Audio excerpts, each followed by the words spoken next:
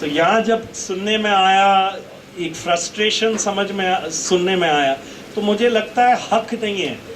हम जैसे लोग इतना करा सकते हैं, आप और हम, मैं अपने आप को भी इससे गिनता हूँ। जिन लोगों ने ये लड़ाइयाँ उठाई उनके पास कुछ भी नहीं, उनकी अगले दिन की मजदूरी कहाँ से आए, उनका अगले दिन का घर कैसे चले, वो समझ में नहीं आ रहा था। लेकिन उन लोगों ने ये सोच निकाले और वहीं से पहला नारा निकला। क्योंकि पहले लोग कहते थे, जब हम कहते थे कि ये पूरा पैसा, सरकारी पैसा, हमारा ही स्कूल बन रहा है, हमारे ही सड़क बन रही है, तो इसके ऊपर बहुत हमें ध्यान देना चाहिए। तो लोग कहते थे बढ़वा दो भाई, सरकारी पैसा है, जलने दो।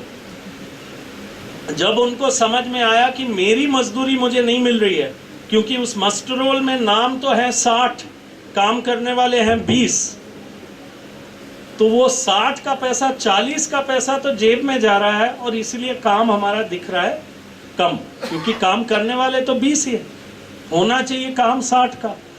तो ये समझ में आया कि वो मेरा पैसा है और केवल मेरा नहीं, वो हमारा पैसा है। और वहीं से वो पहला नारा उठा जो सूचना का अधिकार का मूल मंत्र बना, हमारा पैसा हमारा हिसाब। मैं चाहूँगा कि आप भी मेरे साथ यदि तैयार हो तो ये नारा लगाएं, क्योंकि मुझे लगता है ये 4-5 नारे हमें बहुत कुछ बताएंगे, समझाएंगे और कम से कम जोड़ेंगे, जैसे हमें जोड़ा है। तो मैं कहूँगा हमारा पैसा, आप लोग हमारा हिसाब, हमारा पैसा हमारा पैसा। अब जब हम भीम में कहते हैं तो बहुत जोर से आवाज आती है, तो रोहतक में कहे तो इतने लोग यहाँ हैं और एक बार हाथ भी खड़ा कर दें, मध्यम वर्ग को बहुत हिचकिचाहट होती है, पता नहीं क्यों।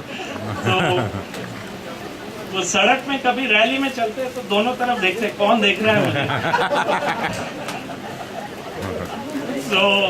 तो वो एक बार हम हाथ खड़े करके जोर से ये बोले, बुरा तो नहीं है नारा, है तो पैसा हमारा, हिसाब भी हमारा है, हमारा पैसा हमारा हिसाब। तो बीन में शायद सुनाई दिया। तो ये पैसा, यही नारा आगे चलते चलते, क्योंकि केवल हिसाब की बात नहीं है, जन सुनवाई में केवल हिसाब लेने के इसका सवाल नहीं उठा, जन सुनवाई में सवाल भी उठा कि भाई वो सड़क तो बन गई, लेकिन वो तो सरपंच साहब के घर तक जाके रुक गई, वो तो एमएलए साहब के यहाँ तो 3-3 हैंडपंप लग गए उनके घर के पास, और उनके बेटे के, बहू, बुआ के, भाई के, बहनोई के भी लग गए, लेकिन और किसी के नहीं लगे। तो पैसा जाना कहाँ चाहिए? पैसा का केवल हिसाब नहीं है, वो पैसा सब हमारा है। उससे वो नारा पहले उठा कि ये पैसे हमारे आपके नहीं, किसी के बाप के।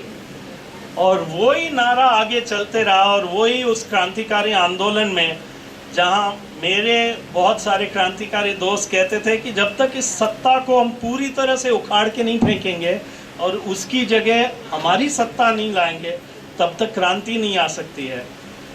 लोगों ने ही हमें सिखाया कि ये पंचायत भी क्यों किसी और ने कब्जा कर रखा है इस पंचायत पर। क्या ये पंचायत हमारी नहीं है? क्या पंचायत का हक है कि हमारे नाम पर ये ऐसे सब कुछ कर लें? क्या सरकार का हक है हमारे नाम पर ऐसे कर लें?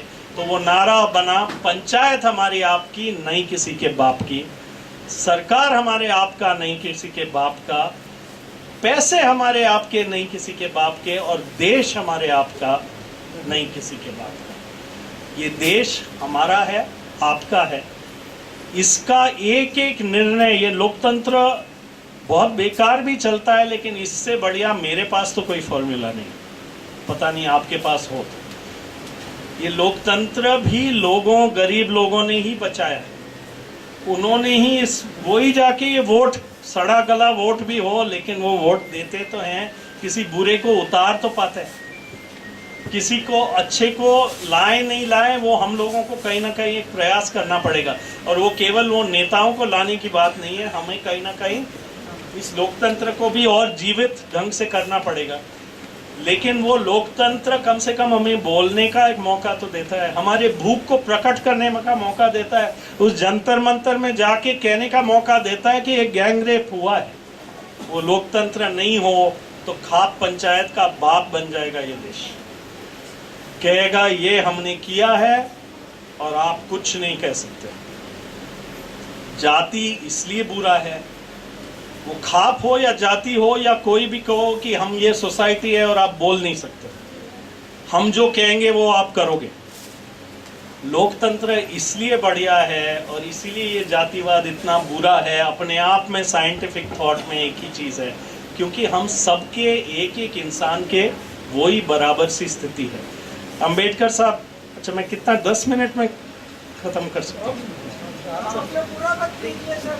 जी सर मैं गलत बोला, निखिल जी। जी नहीं, हाँ निखिल ही बहुत है, निखिल जी की भी जरूरत नहीं है।